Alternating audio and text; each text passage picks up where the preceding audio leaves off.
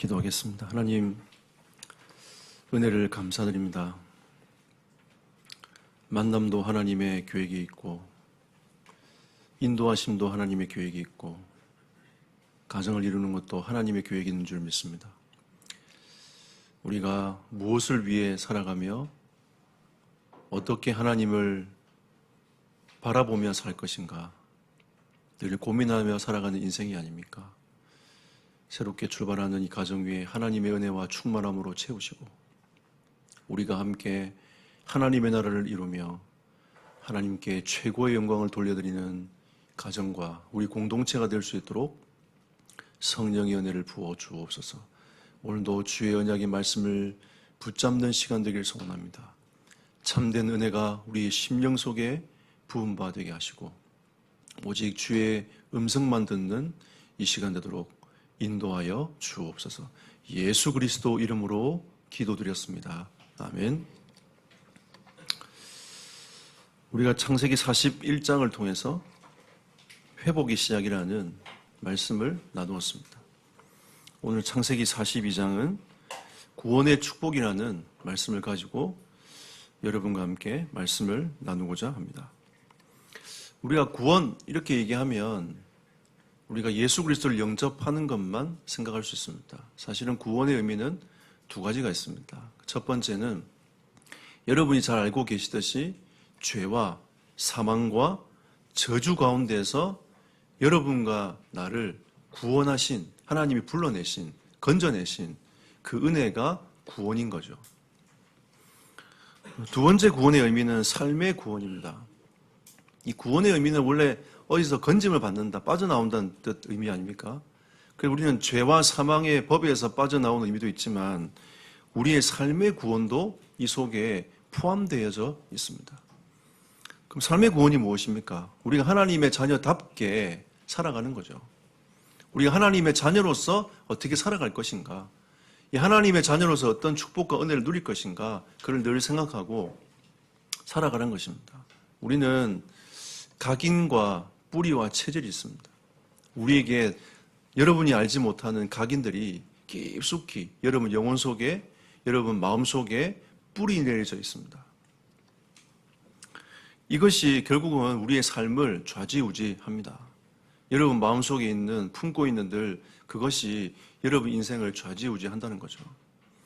이 삶의 구원이라는 것은 여러분 마음과 여러분 영혼에 예수 그리스도 그 언약으로만, 그 은혜로만 충만되어지는 상태를 얘기하는 겁니다.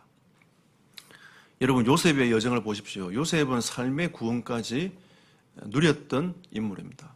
그 형들의 계속적인 세상을 바라보고 있는 그 형들 사이에서도 믿음을 고백하며 살았다는 거죠. 거기에 동화되지 않고 그 흐름에 휩쓸리지 않았다는 것입니다.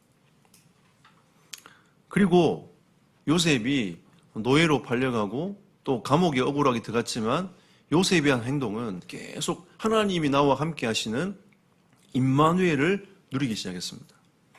제가 지난주 수요 예배 때 말씀드린 것처럼 우리 인생은 우리의 과거가 복음 안에 있지 아니하면 그게 우리에게 상처가 돼요. 근데 요셉은 상처가 되지 않았습니다. 또 그 상처가 결국은 우리 인생에 계속 끊임없는 걸림돌이 되는 겁니다. 근데 요셉은 걸림돌이 되지 않았어요.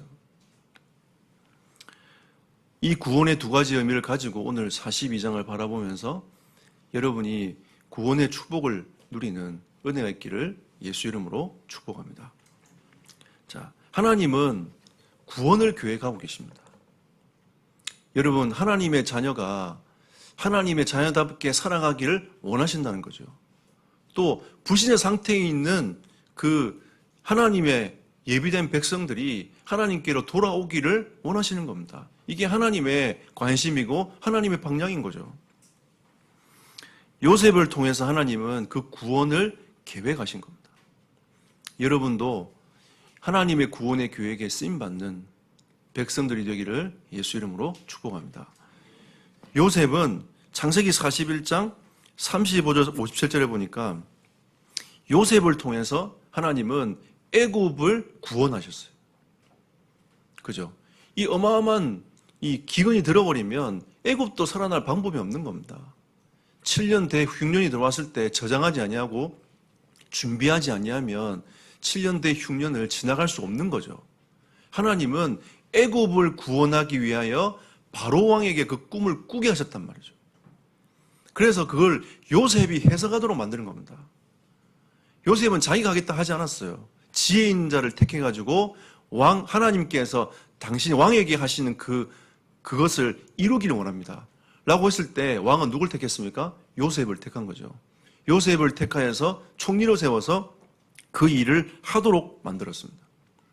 근데 그 뒤에 하나님께서 왕에게 편안한 대답을 하실 것이다 라고 말하면서 그 뒤에 이 흉년을 어떻게 지나갈 것인가에 대한 플랜을 쭉 얘기를 합니다.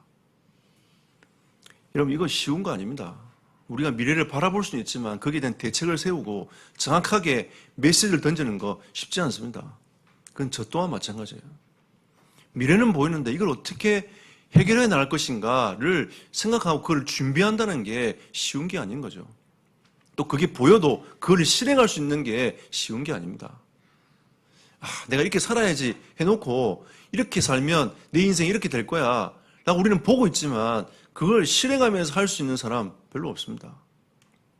근데 요셉은요, 지금 그 일을 하고 있는 거죠. 그 일을 계속 하나님이 주신 그 응답의 길들을 지속하고 가고 있는 겁니다. 요셉의 여정을 가만히 보면 정말 어렵고 힘든 상황이 아니었겠습니까? 오늘도 형들과 얘기하다가 혼자 가서 울고 옵니다. 울고 와요. 20년이 지난 이후에 형들을 만났는데 그 가슴에 옛날에 자기를 팔았던 그게 복받쳐 올라가지고 갔다 오는 거죠. 근데 그 감정이 올라왔지만 요셉은 거기서 실수하지 않았어요. 주를 바라보면서 하나님의 계획이 무엇인가를 묻고 계속 간 겁니다. 결국은 그게 자기 이스라엘의 가족들을 가문을 살리는 응답까지 하나님이 허락하신 겁니다. 우리가 억울한 일을 당하고요, 이러면 이 감정이 오르락내리락 합니다. 이걸 어떻게 할까? 오르락내리락 하죠. 그때마다 우리가 그 감정에 쌓여버리면 우리는 하나님의 인도를 받지 못해요. 또 우리가 잘못해서 그 감정에 휩쓸려 버리면 사단이 또 공격에 들어옵니다. 그걸 이용하는 거죠. 그래서 우리는 날마다 이 말씀 앞에 서는 이 우리의 모습이 우리에게 필요한 겁니다. 근데 요셉은 늘 임마누엘을 누렸던 그 요셉은 흔들리지 않았던 거죠. 가족을 살리는 응답까지 하나님이 허락하신 겁니다. 그 정도가 아니죠. 주변 나라까지 하나님께서 살리는 응답을 허락하신 겁니다. 하나님은 요셉을 통해서 구원을 계획하신 거예요. 그리고 창세기 42장 18절에서 38절, 오늘 우리가 말씀을 쭉 중간에 읽었지 않습니까? 여러분 꼭 집에 가셔가지고 전체 메시지를 꼭 읽어보십시오. 우리가 지금 창세기를 계속 한 장 한 장씩 가고 있습니다. 그 이유는 여러분들이 말씀을 좀 되짚고 갔으면 좋겠다. 그리고 여러분이 창세기를 쭉 읽으면 훨씬 더 메시지가 더 이해가 더 잘 됩니다. 가능하시면 여러분들이 교회 오시기 전에 이 42장을 읽고 오셨으면 좀 더 좋은 하나님의 음성을 들을 수 있습니다. 다음 주에는 43장을 읽고 오십시오. 토요일 날 읽으시면 훨씬 더 좋아요. 하나님은 이 42장을 통해서 하나님의 구원의 계획들을 쭉 이루어 가시는 것들을 보게 돼요. 요셉의 머리에는 이미 딱 플랜이 다 짜져 있습니다. 오늘은 이 내용이 뭐냐면 형들을 만나가지고 형들을 3일 동안 감옥에 가둬놔요. 그리고 풀어줍니다. 풀어주면서 18절에 뭐라고 하죠? 사흘 만에 요셉이 그들에게 이르되 나는 하나님을 경외하노니, 나는 하나님을 두려워하고 하나님을 믿는 사람이다 라고 얘기를 합니다. 그러면서 너희는 이같이 하여 생명을 보존하라. 요셉을 통해서 가정을 딱 지키는 겁니다.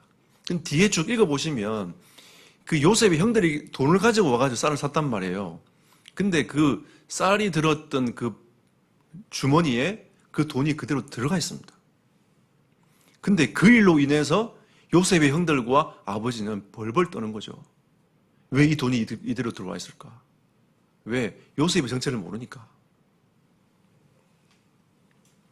하나님은 요셉을 통하여 그 가족의 생명을 보존하고 이익을 취하는 게 아니고 그 가족의 이익까지도 딱 지켜주기 위해서 하나님께서 인도해 가시는 겁니다.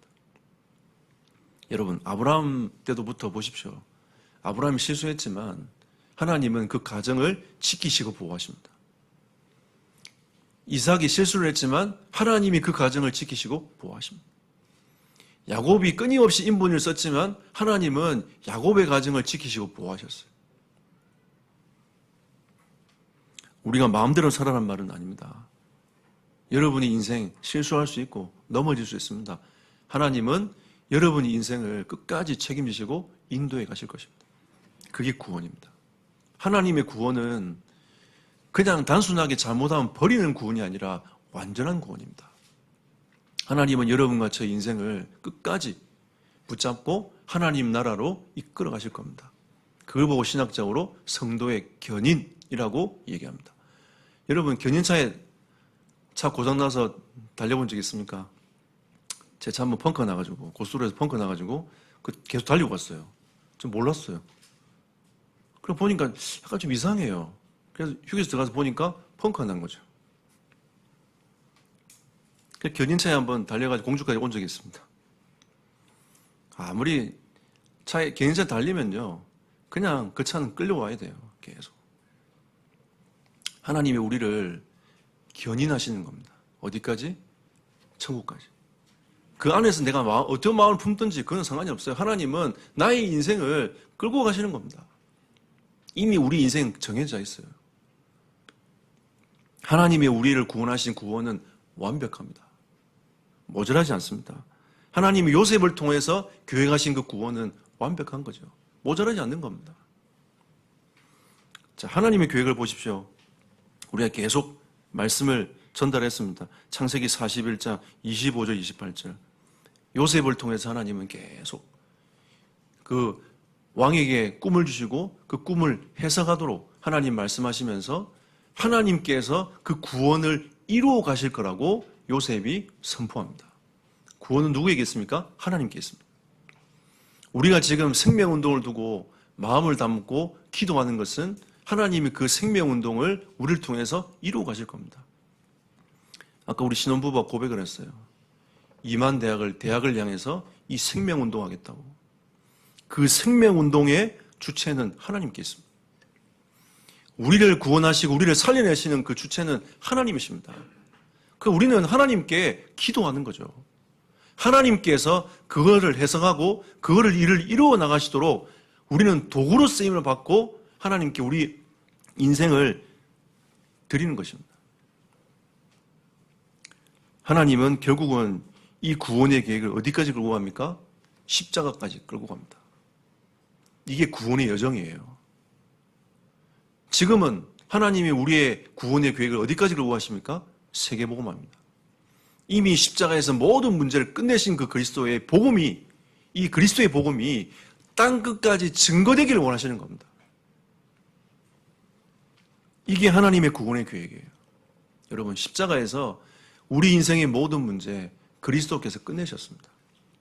여러분 믿으십니까? 여러분 인생의 문제, 이런 문제 저런 문제가 있어도 괜찮습니다. 하나님은 그 문제 다 끝내셨어요. 여러분이 믿음으로 고백하고 그 구원의 길을 여정을 걸어갈 때에 하나님은 여러분이 가지고 있는 이 수많은 각인과 뿌리와 체질을 하나님은 치유하시는 겁니다. 하나님의 사람으로 여러분 인생을 계속 바꿔가시는 거죠. 언제까지 바꿔져 가야 됩니까? 그 완성은 여러분이 주님 부르시는 날까지, 부르시는 날 완성이 되는 겁니다. 우리는 끊임없이, 저는 오늘도 하나님 앞에서 저의 인생을 돌보며 제 인생이 바뀌어져 가는 겁니다. 여러분 인생도 마찬가지입니다. 이 구원의 계획은 완전한 구원인 거죠. 하나님도 지금 여러분 인생을 두고 구원의 여정을 이루어가고 계십니다. 이미 여러분이 예수 그리스도를 만났다면 삶의 구원의 그 은혜를, 하나님의 자녀답게 살아가는 그 은혜를 하나님 지금 여러분과 저에게 허락해 놓으신 시간표인 거죠. 그 걸음들 우리는 지금 걸어가고 있는 겁니다. 자, 그리고 하나님은 그래서 두 번째로 이 천국 복음이 땅까지 증거되게 원하시는 게 하나님의 소원이고 계획인 거죠. 그게 우리의 방향은 어디에 있어야 되냐? 전도 선교에 있어야 됩니다. 창세기 41장 38절. 내가 전도 선교를 어떻게 할 건가? 그 답이 나와 있습니다. 하나님의 영에 감동된 사람. 하나님의 영에 감동된 사람을 통하여 하나님은 전도와 선교를 이루어 가시는 겁니다. 여러분, 내가 하나님 앞에 쓰임 받고 싶습니다. 하나님 나를 사용해 주십시오.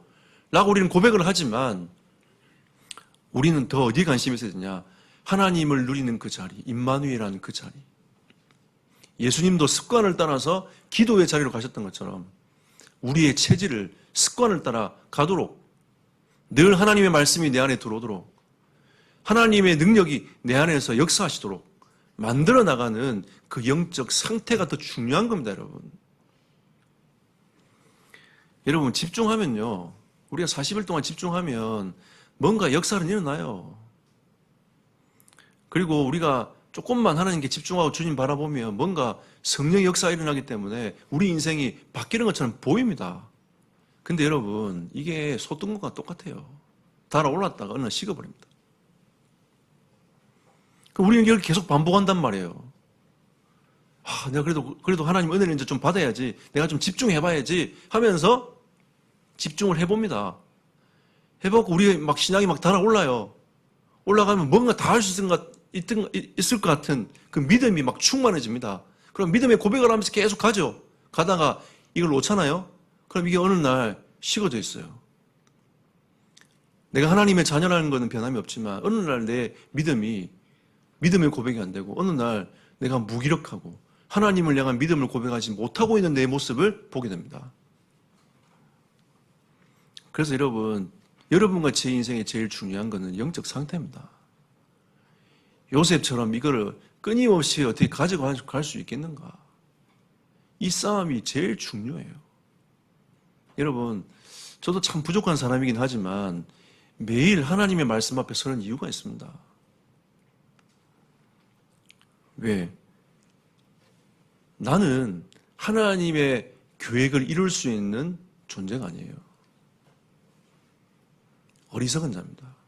그러면 하나님이 나를 통하여 하나님의 계획을 이루시려면 하나님이 나를 사용하시도록 내 생각과 내 마음이 내 중심이 아닌 하나님 중심으로 바뀌어지는 상태, 그 상태가 되어져야 하나님이 나를 들어세워서 인도해 가시는 겁니다. 우리가 이런 고백을 많이 해보지 않습니까? 하나님이 나를 쓰시는 그 체험들을 계속하면 좋겠다. 계속할 수 있는 길이 있습니다. 하나님의 영에 감동되면 돼요. 그러면 흐름들이 쭉 타고 들어갑니다. 여러분에게 이 은혜가 있기를 예수 이름으로 축복합니다. 창세기 15장 13절. 우리 인생은 전도와 선교라는 걸 봤을 때 전도와 선교를 할 수 없는 죄인된 상태에 있어요. 여러분, 가만히 보십시오. 이 창세기 3장은 여러분, 지금도 계속 끊임없이 역사하고 있습니다. 사단은 우리를 계속 끊임없이 유혹을 해서 하나님과 단절을 시켜요. 사단은 압니다. 우리가 예수님을 그리스도로 영접했다면 하나님의 나라로 가는, 하나님의 자녀로서 살아가는 그 구원은 건드릴 수 없다는 것을 사단은 알고 있어요. 근데 뭘 건드리냐? 우리가 하나님의 자녀답게 살아가지 못하도록 그걸 건드리는 겁니다. 계속. 그래서 바울은 뭐라 합니까? 우리가 죄 아래에 있다는 것을 선언하지 않습니까? 날마다 우리가 그리스도 안에 없으면 안 된다는 것을 바울도 지금 선언하고 있어요. 우리가 날마다 그리스도 안에 있어야 되는데, 그리스도의 그 십자가의 은혜 앞에 있어야 되는데, 은혜 앞에 없으면은 이 죄 문제가 끊임없이 나에게 들어온다는 것을 로마서 3장을 통해서도 우리는 확인을 했단 말이에요. 그래서 400년 동안 종살이하고 있던 이스라엘 백성들에게 하나님께서 가장 먼저 원하셨던 게 뭐죠? 희생제사를 드려라. 그게 메시지입니다. 희생제사를 드려라. 결국은 너희가 그리스도를 붙잡고 그 피로 말미암아 구원의 은혜를 누려라. 그래서 우리는 날마다 피 발라야 돼요.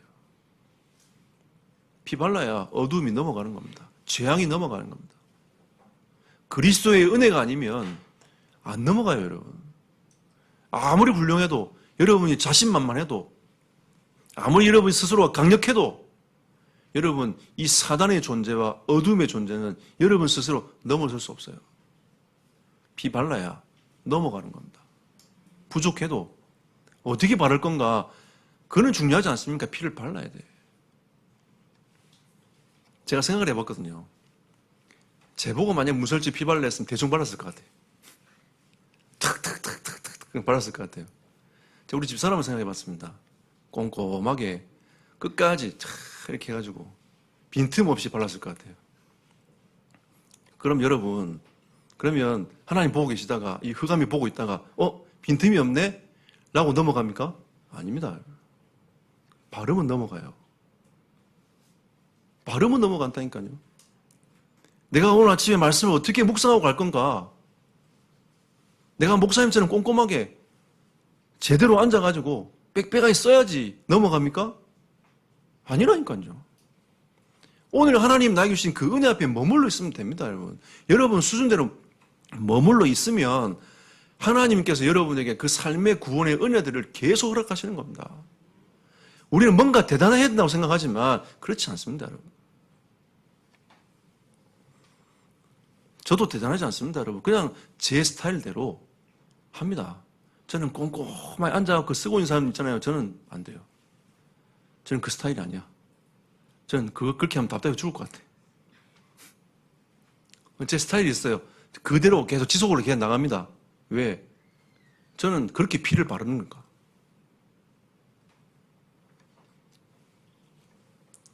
하나님이 우리에게 요구하시는 건 다른 거 아닙니다. 희생제사드리라. 너희가 종살이에서 어둠에서 빠져나올 수 있는 길은 다른 길이 없다. 희생제사드리라. 그래야 넘어갈 거 아닙니까? 그래서 하나님은 교회를 통해서 모든 민족을 치유하기를 원하셨던 겁니다. 여러분, 초대교회를 보십시오. 성령이 임한, 예수님이 이제 승천하시고 나서 성령이 임했는데 그 성령이 임한 초대교회를 통해서 전도와 선교의 문이 열리기 시작했습니다. 그리고 안디옥 교회를 통해서 하나님 본격적으로 이방 세계에 이 전도의 문들, 선교의 문들이 열리도록 하나님이 허락하신 거예요. 우리는 이 땅도 보고 봐야 되겠지만 전 세계를 바라보면서 가야 됩니다. 하나님이 우리 교회에 열어주시는 방향대로 가야 돼요. 그리고 여러분이 있는 그 현장이 세계복음화의 자리입니다. 우리 교회는 지금 10군데 현장에 우리 성도들이 퍼져 있어요. 그 10군데 현장에 하나님은 거기서 전도운동과 말씀운동 하는 것이 하나님 세계복음하고 하나님 뜻입니다. 여러분. 그리고 우리 교회를 들어 세워서 이 나라를 복음화해라. 이 나라를 선교해라. 해서 우리가 하나님 파송을 받아서 가는 게 선교예요.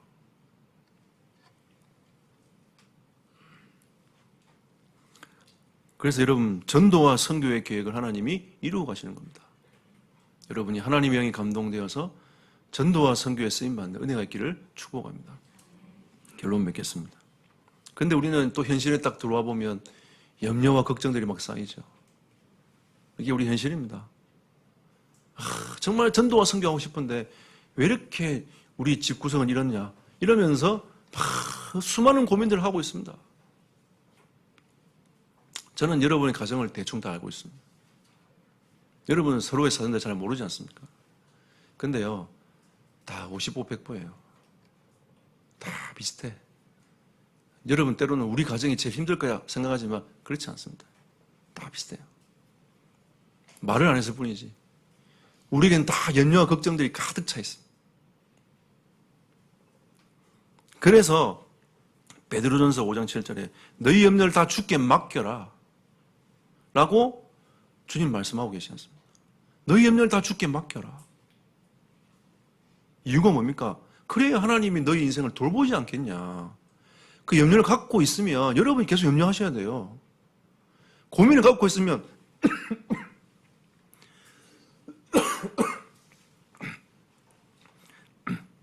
여러분들이 계속 그 고민에 쌓여 있어야 됩니다.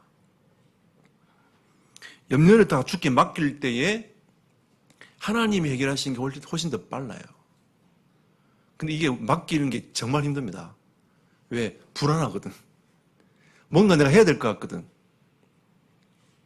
좀 성격이 급하신 분들은 기다리를 못해요. 왜? 급하니까. 빨리빨리 뭔가 해야 돼. 그러다 보면 일을 그르칩니다, 여러분. 그럼에도 불구하고 하나님은 합력하여 선을 이루어 가시지만, 우리가 하나님께 내 인생을 맡길 때, 그 문제를 맡길 때, 염려를 맡길 때, 하나님께서 우리를 돌보아 주신다. 그 기간은 얼마나 됩니까? 저도 몰라요. 사람마다 달라. 그건 하나님의 시간표가 다른 거죠. 모세는 80년, 요셉은 17년, 13년. 그리고 형들을 만나서 이 문제 회복될 때까지 20년 넘었습니다. 그건 몰라요. 너희 염려를 다 주께 맡길 때 하나님께서 그 문제를 해결하시는 겁니다. 여러분, 다윗도 도망다닐 때 보면, 사울을 피해서 도망다닐 때 보면 참 기가 막히지 않습니까? 그런데 그때 고백하는 걸 가만히 보고 있으면 참 어떻게 이 도망다니면서 그 광야에서 이런 고백을 할 수 있을까? 뭐 거기에 푸른 초장이 있습니까, 여러분?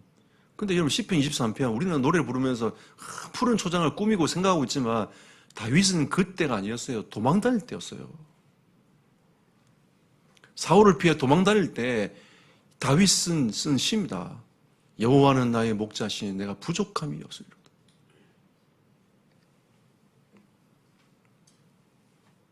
그게 하나님을 누렸던 다윗의 모습이었어요. 염려를 주께 맡기고 그냥 하나님 인도를 따라 쭉 가는 겁니다.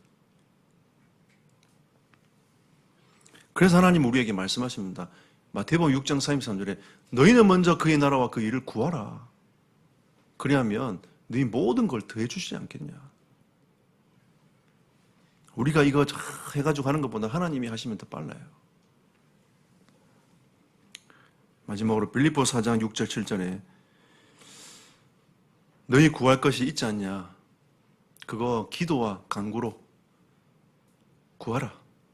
근데 염려하지 말고 감사함으로 하리라. 이 말은 무슨 말이죠? 그거 받을 줄 믿습니다. 하나님 그렇게 하셨을 줄 믿습니다. 그 믿음으로 가지고 감사함으로 하나님께 하라는 거죠. 왜? 예수 이름으로 기도하면 하나님 응답하시겠다 약속하셨으니까 우리는 믿음으로 하나님께 구하는 겁니다. 그것도 뭐로? 감사함으로.